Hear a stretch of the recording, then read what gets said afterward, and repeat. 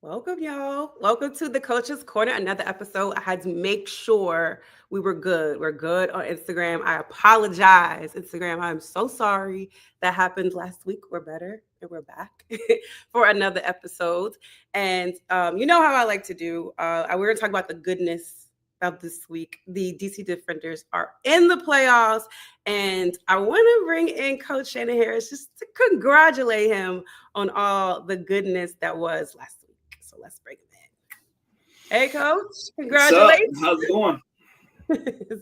It's going well. Congratulations on clinching the playoffs.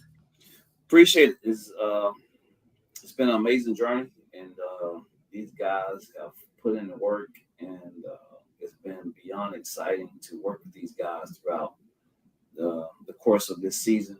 Mhm. And we talked about it, after the game in the locker room, like the work and the adversity that we faced. So to see the fruits of our labor come into existence, it's been amazing. You didn't say your saying, so I'm gonna wait for it. God is amazing. There we go. I feel like I couldn't start. Yeah, that's right. I feel like I God is couldn't start amazing, until you for said sure. it. Win or lose, that's the one thing I always say is God is amazing for sure.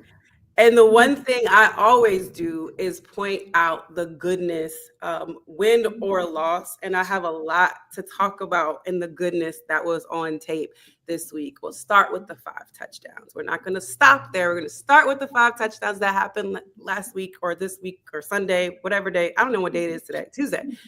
Sunday, we had both running backs get in the end zone, right? Abram as well as Dion with the 57-yard touchdown.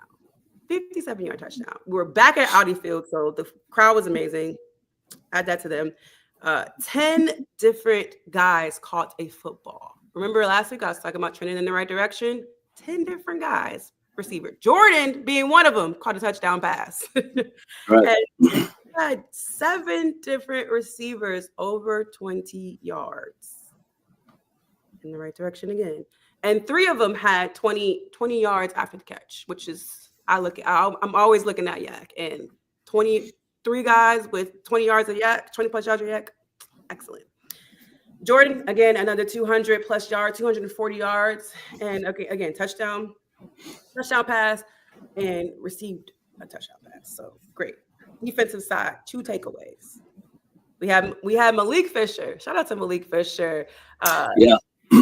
Getting that ball up out of Perez's hands, and Joe Wallace recovering. And then all at the end of the game, all the marbles on the line right here. This last play of the game, DeAndre Baker takes it away and seals it.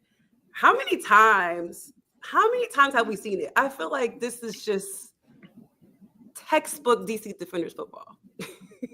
Yeah. I mean, all the things that you mentioned in that is, I'm so excited for all those guys. We've been doing some really good stuff throughout the course of the season, especially in this back end of it. And so we're starting to find some continuity for sure on the offense side of the ball. Mm-hmm. And, we're starting to get some guys healthy on defense. So that's going to help a lot, down this push on the back end of our schedule. And, with clinching into the playoffs and having 2 games left. So we're beyond excited for that. But, like you said, I mean, with some of those guys on the offensive side of the ball, we've been so explosive. The things that Coach Kais and the offensive staff, and I still work with those guys as well, have been able to come up with is, keep these guys explosive. And they've bought into everything that we're doing with them. It's been amazing. And, up front on the defensive line, we've been able to, finally get some guys healthy as well. You know what I mean? And I call my guy Ortho Joe, man. He's a dude, man. And, he play on the edge, live on the edge, and he don't do anything with the whole team. So that's what I'm proud of with him. And Baker, that's my man. Baker, that's my guy. That's my guy there. He always tell me, I got you, coach. You know what I mean? So I love it. To come through at the end of the game, to seal the game with that interception, that was huge. So I'm happy for him. More importantly, and then happy for the team, to be able to get that win to go ahead and clinch. That was huge for us for sure. Hmm. Man, I have to Ortho Joe, as you mentioned. I want to go just I know I'm going off script here, but I have to go back because last year he was doing phenomenal, and then unfortunately had the injury, and so just to see him this year and what he's been able to do and come back and just prove again that his name should be called, his number should be called to be going to someone's camp this summer. All right. So now, all right, I had to ask you, we're back on the last play of the game. Were you at treatment this week? Did you take treatment? Because the way Yeah, that yeah, the way that yeah. I had so many friends that hit me up and was like, "Man, you look like Michael Vick running down the field." I'm like, I need some. And my thing was, I need some Vicks on my hamstring. So, but yeah, Rod, our head trainer, does a great job of that, man. Oftentimes I go down there and put my leg in those bags down there, like the players, and because I've been doing a lot of exercising throughout the course of the morning in our practices right before we get started. So, I definitely needed this week, man, and to be able to get my legs back together because I definitely didn't want to pull a hamstring, but I was trying to keep up with my man Bake when he sealed that interception. So, what a play by him, great read by him, and I couldn't do nothing but sprint down the field, and a lot of emotions and things like that. So, very exciting game. Our fans was amazing during that moment, and throughout the entire course of the game, for that matter. So, but very we're definitely exciting. going to get into that a little bit more with the fan segment because the fans have sent in questions and they're super excited about that. Yeah. But man, when I saw it, but I didn't see it. And for those of you know that I'm there taking photos, so I was on the opposite side of the field, obviously, because the Renegades were coming in my direction. And so when the ball started going the other way, I wanted to run too, but it's like I can't run on the field. So I had to I had to figure it out. But I knew the game was over. So it was like I couldn't figure it out. But when I saw I had my phone out, so recording. So when I saw the tape, I said, look at him. He just took off. I didn't realize that you had taken off as well until later. And I did not stop laughing. I went back to my playing days for sure. I think it's probably like you was having a whole out of body experience, I'm sure. That's right. So with that being said, I kind of want to walk through that play because we had Coach Stoops. Why do I keep saying his name? We had him in the press conference afterwards, and he let us know that they were supposed to be spiking the ball. Mm-hmm. Now, did you anticipate them going for running a play, or did you anticipate the spike? Yeah, throughout that situation, looking at the play clock, knowing that when we got the 10-second runoff because they had a false start or what have you right before that, you never count Perez out. You know what I mean? So it was one of those moments to where anytime he looked left or right and outside of that situation, like when you're trying to spike the ball, you just go up there, you ain't looking nowhere else, but you just want to spike the ball, right? So anytime there was some eye contact to the left, to the right, it was like, look, get to the sideline, stay deepest the deepest and widest the widest. Let's make sure that he don't do anything to try to, do anything crazy with this ball. So that was the whole part of it. When I saw him, looking left or right from a quarterback and myself, it's like, that ain't right. Hey, let's make sure we guard the sidelines. Let's make sure we stay back deep.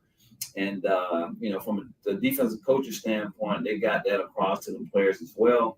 And, that's what happened at the end of the game from that standpoint. And I'm glad we're getting to talk about it because I didn't realize that people at home did not get to see the end of the game. So I'm glad that we're able to elaborate for the people that were at home and like, what happened? How did it end? And the funny thing is, I think I have a photo of Baker making a very similar catch in warmups. So how they kind of played that, did that sideline catch. I was like, wow, this looks like the catch that he made to intercept that ball. Yeah. So our You version, know, yeah. And let me say that about Baker. So when I'm doing individual drills with the quarterback, mhm, Baker, because there's sometimes on special teams, he's not on those special teams, right? So when he's not, he's actually down there catching the balls from the quarterbacks, like mhm, doing the receiver stuff with one of our assistants, mhm. and catching the ball for the quarterback. So he's getting a lot of catches in throughout the course of practice from the quarterback. So he's realizing how the ball come out from a right-handed quarterback, or if they're a left-handed quarterback, whatever the case may be. He's getting those catches in. So he knows how to read the gauge of the ball and all that stuff. So, there's things that, been said before and from coach, man, like to do it in public, you must first do it in private, right? Yep. So he's doing a lot of that stuff in private, you know what I mean? So when he make those plays, it's easy to him because he's doing it all the time. And the best place for it to show up is on tape. So, That's right. congrats to him.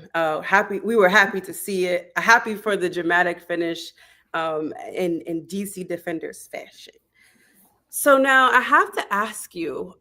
This week I've seen a lot of the DC Defenders. It's a fan question. We haven't gotten to the fan question yet, but I see it being posted in my inbox about the interim tag.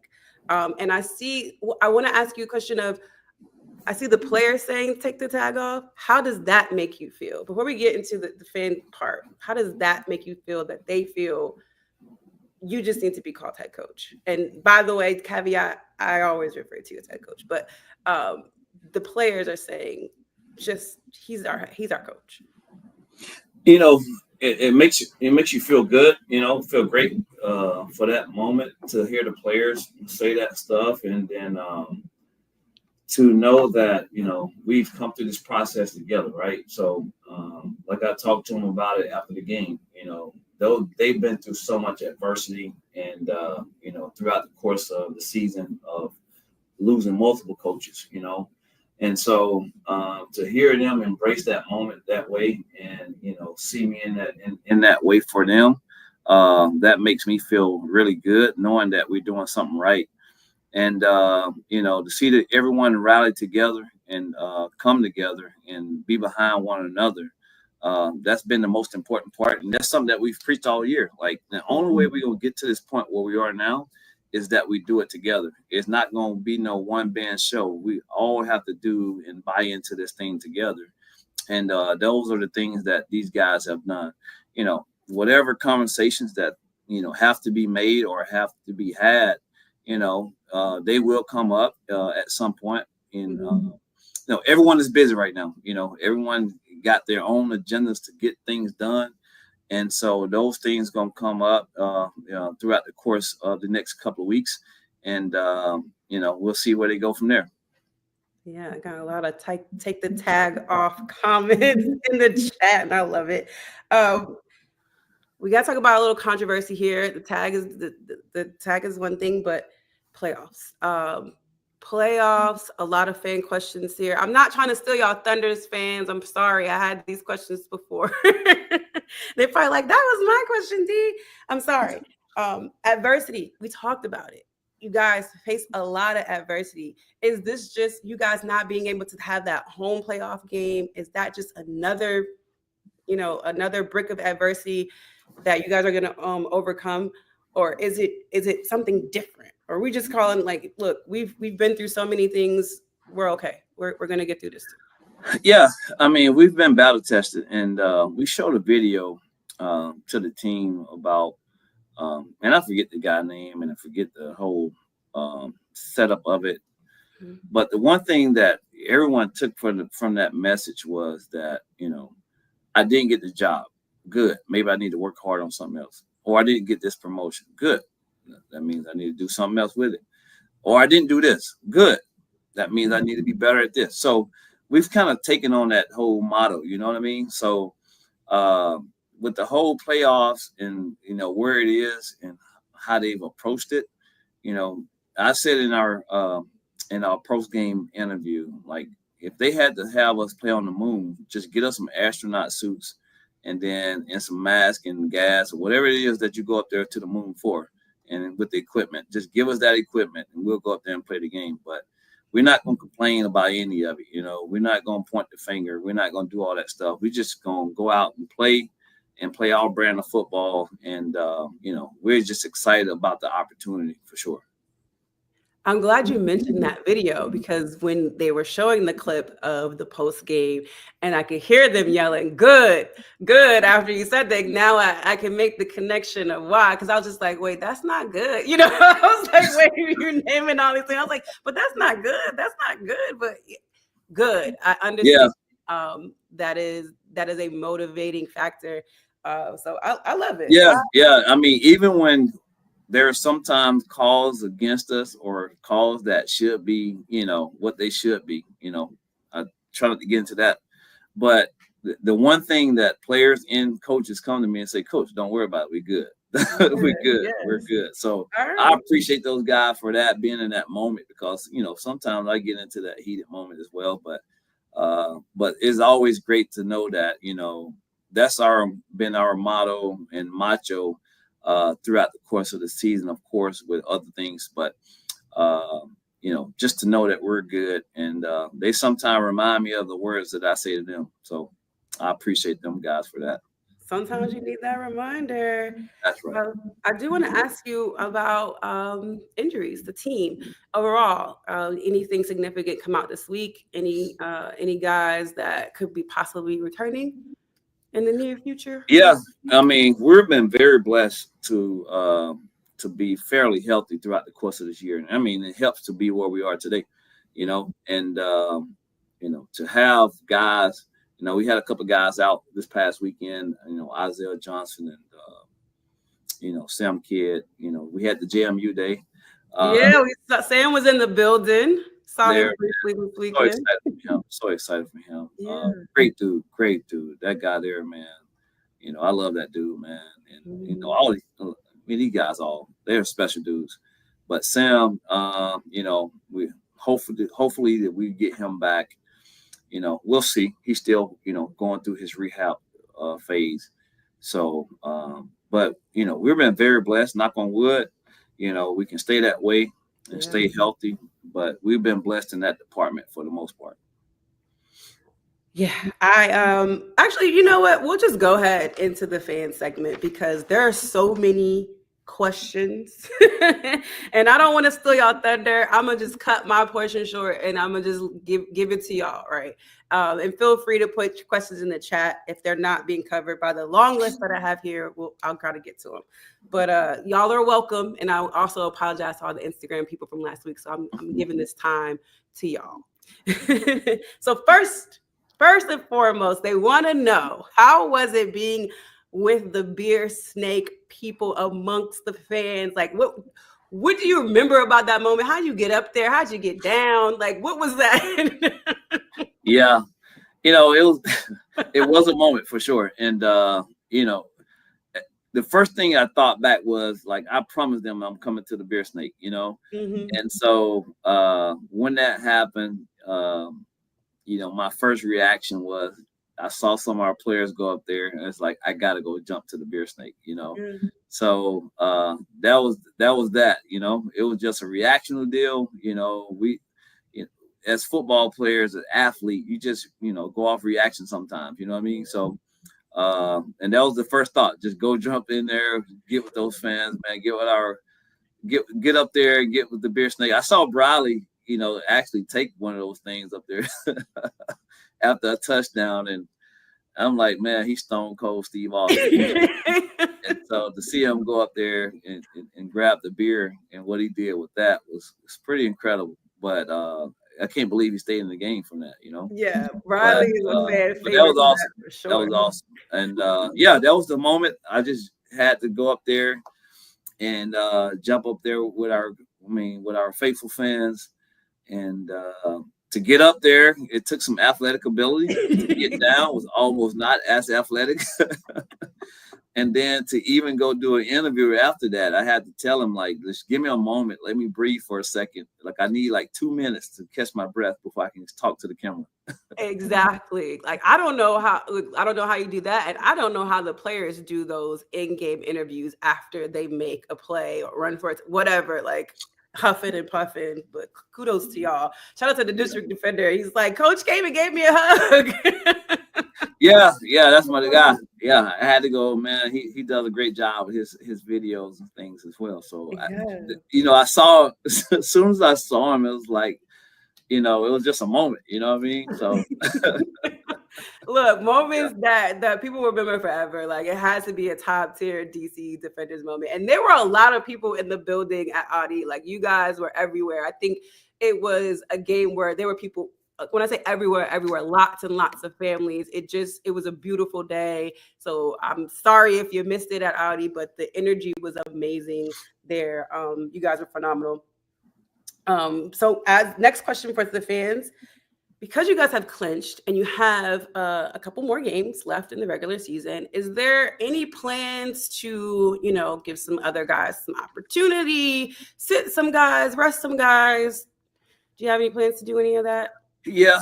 As a coaching staff, we've coming together with a plan to try to be strategic in that department to say, who are the guys that we need to see more of, who are the guys that we need to protect some, and who are the guys that we need to just flat out sit out. They need a break. They need some. So we're strategically going through that still right now today. We'll plan it out, and we're blessed to be in the position that we are in. Along with some of these other teams as well that's already in the tournament. So we're gonna see how it goes. We're gonna strategically, like I said, plan it out throughout the course of the week, and then make sure that we get the right guys out there. Of course, we still want to win the game.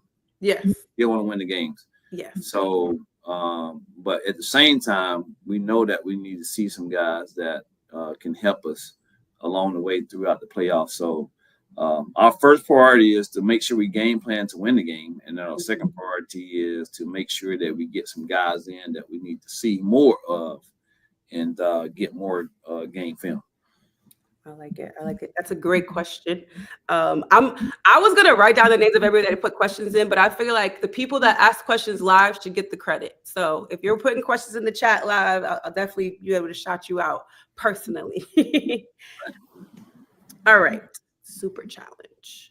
For those that weren't aware, there was a super challenge that we used. It was pretty early in the game, and it was to highlight a false start that DC felt happened. And believe it or not, it was heard that there was some type of false start. Can you just explain what you were told? Because you didn't win the challenge, and a lot of people were confused. Yeah, anytime that we challenge anything, it's a for certain. It is not even close, and not cutting hair. So, and if we're going to challenge that early, it has to be a for certain challenge. You know what I mean? And so and we had one the previous time we played those guys, and I saw it myself with my own eyes. I didn't even have to ask the coaches, like, did you see it? Did this happen? And yada yada. So I saw it for myself, and I challenged early, and it was successful. Well, this weekend we did have a challenge, and on their left tackle that he clearly false started, and sometimes people have their own looks and take on things as far as what's a false start, what's this, what not, or what's a flag, what is a flag, what's not a flag. So their own interpretation with it. So that was their interpretation of it, and it was what it was. I didn't agree with it, and it was one of those things to where you have to go back and revisit it and try to see all the tapes, views and things like that to make sure I'm saying the same thing. And it was one of those ones that was tough because it was after a big play, and the only time that we try to take those challenges is if it's a impactful play, And so that was one of those moments where it was definitely an impactful play. So we didn't win it, but like I tell the players, keep doing good. Don't get discouraged. Don't give up. Great things will happen. So we stayed in the fight, and great things happened at the end for us. I think that it is interesting, but it's a great strategy on scoring plays. These coaches are, DC has been on the opposite side of it. Unfortunately, scoring plays, the coaches have found something to address. And I think it's interesting. So, yeah. And I don't know why I didn't know the rule. If you got two right, you got a third one. But I did hear them say they used two. They said in the game they used two challenges, so they were done. But then later on in the game, they said they used two challenges. They had two successful challenges, so they got a third. I guess I actually need to go back to the rule book because I didn't know that. Yeah. I had to go back to the rule book myself. I still haven't found it yet. So. Okay. All right. Yeah. And then next fan question. Obsessed. People are obsessed with trick plays, and I don't even know if it's Coach Kite's coming up with these or what. They want to know more. I don't. The beauty of a trick play is like you don't know what's coming. It's supposed to be a secret. So I don't. They ask me every week about trick plays. Can they expect more trick plays? Yeah, I tell you. So we've worked on that play. Like I said last week, I think against San Antonio, we worked on that play to Gunner for like 3 weeks prior to that game, and we just waited for the right moment. And that play to Jordan, we worked on that one, 3 weeks before it happened yesterday or the day before in the game Sunday. So, we have plays that we strategically put in throughout the course of the season, and we work them. And, whenever that moment comes to when we need to use them, we'll use them. So it's all about timing. It's all about making sure it's at, in the right moment or that right defense when we expect them to do something that we need them to do. And, like I said, we have been working on that one. And, Chris, I tell you, because I'm on Chris and I gave him some of my quarterback pointers. And I'm like, Chris, make sure you take 7 steps now. It takes 7 steps to get this play off. And he actually cut it short, but he came to the sideline and was like, Coach, I got 7 steps. And but I did tell him that he did take his proper 7 steps to get the play off after he caught the ball. But, he sold it really good. And, he's been the guy that we've had him throw the ball long. We got some wideouts in running backs that can throw the ball exceptionally well. All these guys, even Gunner, who caught the touchdown last week against San Antonio, played quarterback. So we have some pretty good athletes. And with that play, like I said, we worked on it. And, Coach Kais and I got together on it. Honestly, we was thinking in the same direction when we first put that play in. Yeah. And he was like, I was thinking about it in this formation. And then I said, I had in this formation. He was like, well, let's just do it. You know what I mean? Let's do it. So it worked itself out. Chris took the coaching and delivered a good ball. Jordan is a great athlete. He had the hurdle guy and then had the wherewithal to, touch the pylon once he got there. So that's the one thing we're appreciative of those guys for sure. Guess what? I missed all of it. I missed every single moment of that play. Fortunately, I had to go to the bathroom. And so I missed it. So I didn't even get a flick of anything. It seems like every single time that happens to me and I have to take a break, they score. So maybe I need to spend more time doing that. The first time it happened was the Briley Moore touchdown. And when he flips over or whatever he did in the end zone, because I missed it. So I missed that moment. I missed the rolling touchdown to Jordan. So I'm very sad about that. But I've seen it a few times on tape, and it's pretty awesome. Oh yeah. Okay, more questions, man. I got a long list. Back to the interim tag related question.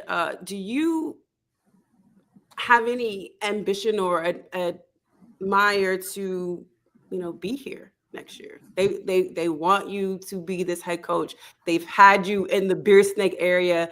They're like, he's our guy, we love him, we want him to stay. Yeah, I mean, that's always been my my prep to be a head coach, right? So I've I've been blessed to have worked underneath some really good head coaches and some really good coaches. And the one question that was asked to me, what makes me different or how am I the same? So, for me, is the whole thing was I'm probably a lot more energetic.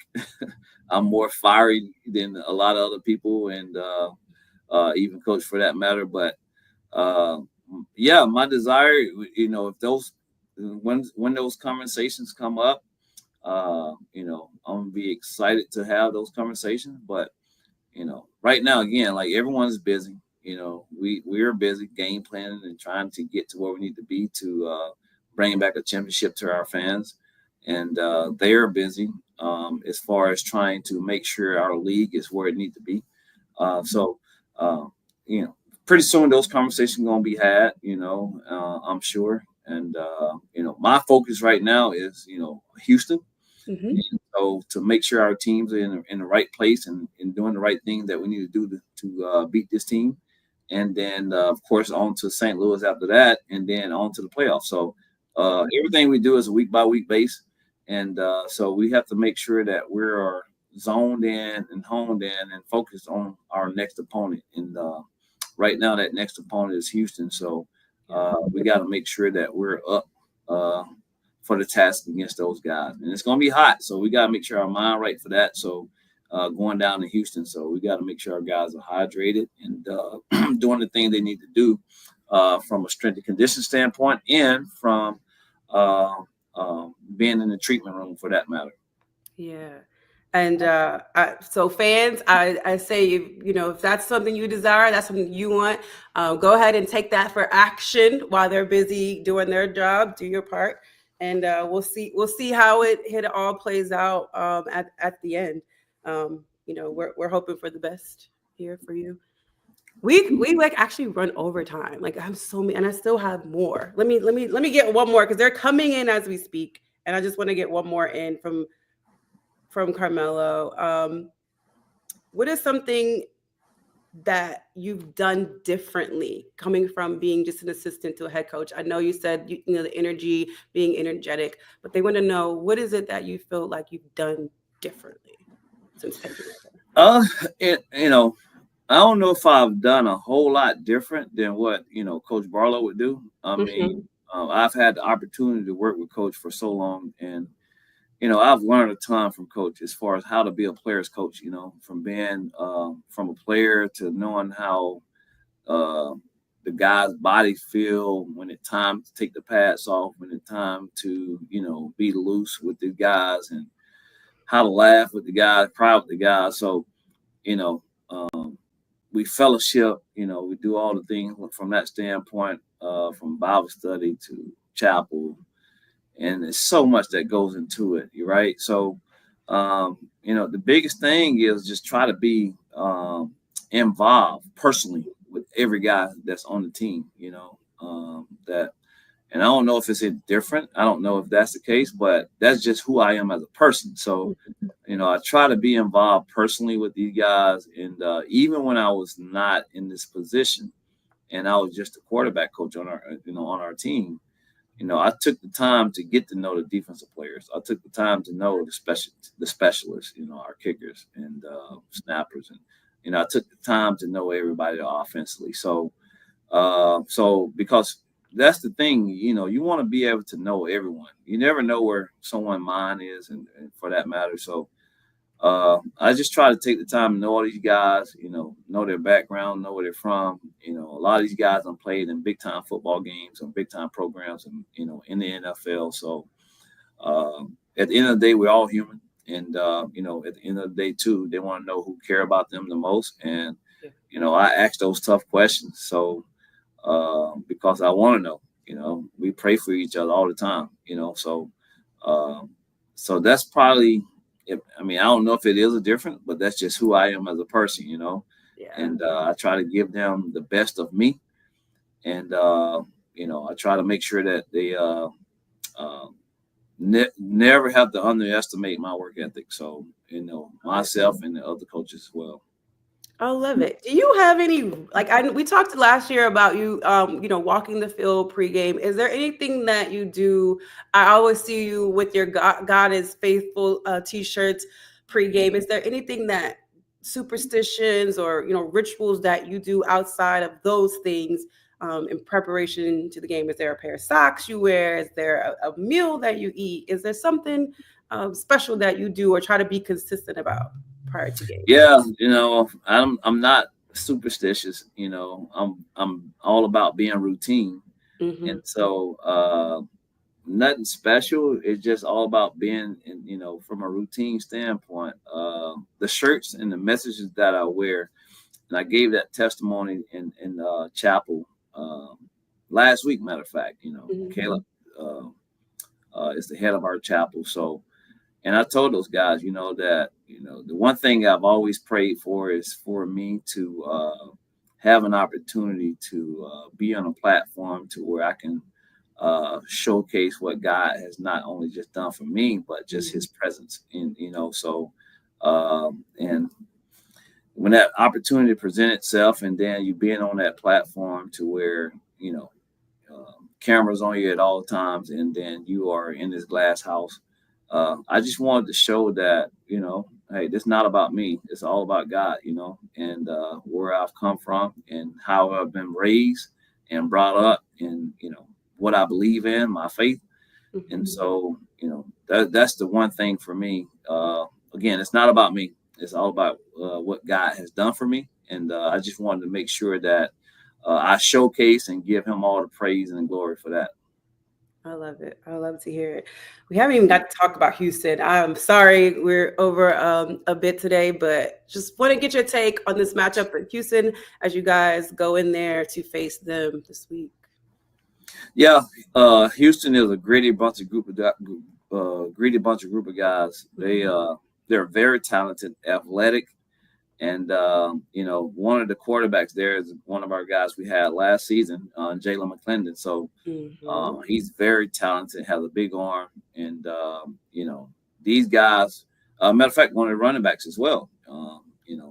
Z White over there with them as well. Okay. So he was with us as well last season. So um, we have some familiar guys. I love Coach Johnson, man. CJ, man, I love him. The first time that I was introduced as the interim head coach, he brought me over to his office. We had a really good conversation, and Awesome. we really got to just know each other. So I love what he's doing there with those guys. He's a veteran coach that's been in the NFL for a long time, been a head coach, and on the D1 level before.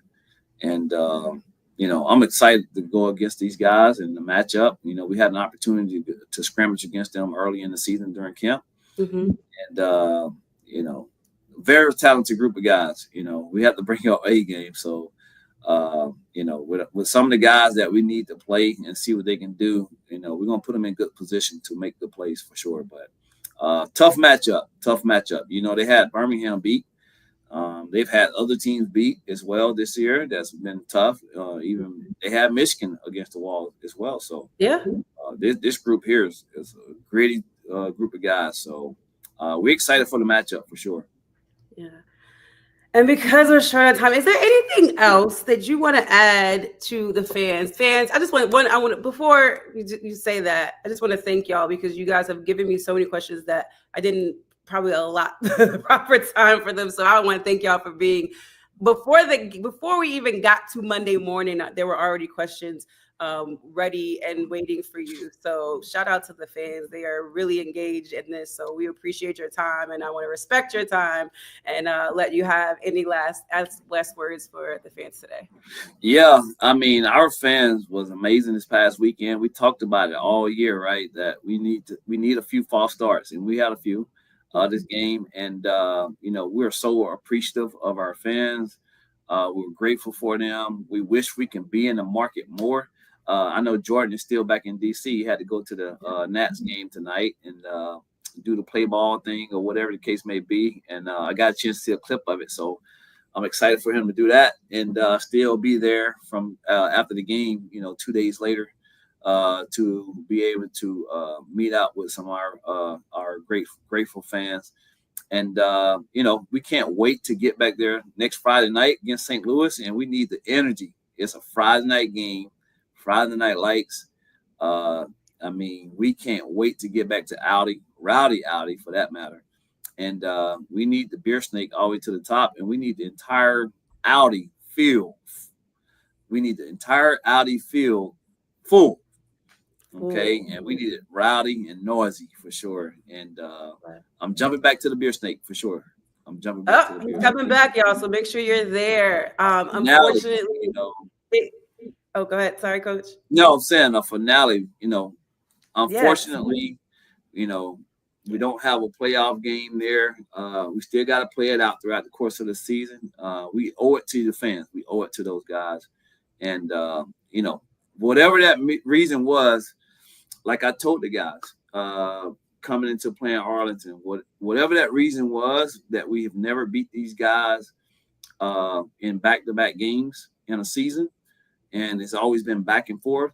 Whatever that reason was, I'm saying that we finally got over that hump this past weekend, and I challenged those guys every day last week about that, and we came out with a victory. But I told them we owe it to the fans. We owe everything to the fans from that game last week. So we still have a lot more to pay to the fans. So we're gonna keep going.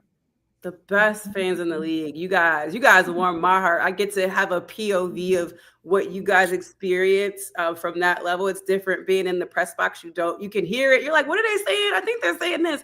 But to actually be able to hear and kind of feel that energy, it's amazing. So guys, keep it up. Especially on them third and fourth down, especially. I don't even want you sitting down. I don't want you sitting down. But I truly know that they appreciate all that you guys pour in. So thank you so much. And yes, Powell got back in the end zone. Shout out to TJ joining us here in the chat.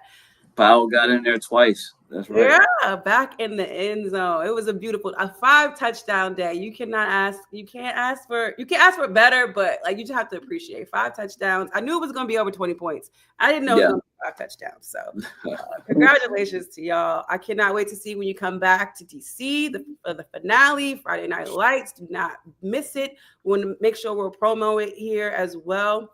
And good luck in Houston. And thank you for joining us, Coach. Appreciate it. God bless. All right, y'all. We will catch y'all next time. Thanks, everybody, for joining us. Bye.